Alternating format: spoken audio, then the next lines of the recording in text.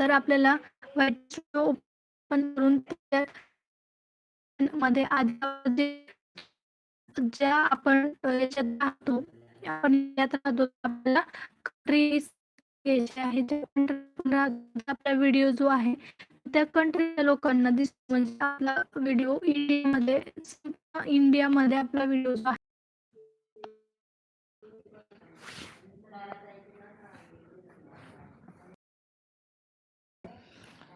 Search बारमध्ये जर कोणी कीवर्ड्स टाकले तर आपलं चॅनल हे त्यांना शो व्हायला पाहिजे आणि त्यांना यूट्यूबने सजेस्ट करायला पाहिजे आपलं चॅनल. अशा प्रकारचे कीवर्ड्स आपल्याला बेसिक इन्फॉर्मेशन म्हणजे जी रेटिंग आहे तिथं टाकून घ्यायची आहेत.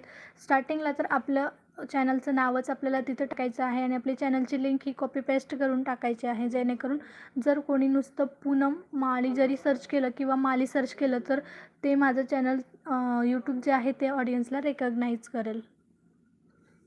तर या गोष्टी आपल्याला लक्षात